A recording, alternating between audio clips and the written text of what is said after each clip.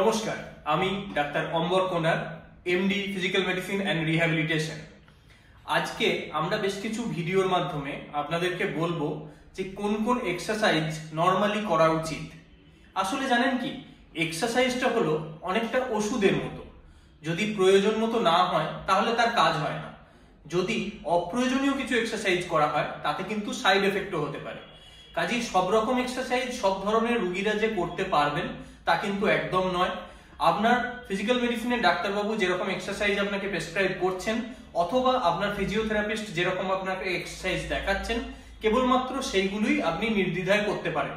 তার জন্য আগে থেকে কিছু এক্সরে বা ক্লিনিক্যাল এক্সামিনেশন অথবা অন্যান্য যে চিকিৎসা সেইটা প্রয়োজন। তারপর অ্যাসেস করে আপনাকে পার্টিকুলার কিছু এক্সারসাইজ দেয়া যায়। তবে কিছু এক্সারসাইজ আছে যেগুলো সাইড এফেক্ট তথাকথিত নেই বললেই চলে, এবং সেগুলো যদি রেগুলার বেসিসে করা যায় তাহলে রোগীর অনেকটা উন্নতি হয়, মাসেল পাওয়ার বিল্ড আপ করে, জয়েন্টের রেঞ্জ অফ মোশন বা গতি ঠিকমতো নির্ভর করে, জয়েন্টের মুভমেন্ট ভালো থাকে এবং ইন জেনারেল তার শরীরের বিভিন্ন রকম যে ফ্রি হ্যান্ড অ্যাক্টিভিটি সেইগুলো অনেক ইমপ্রুভ করে।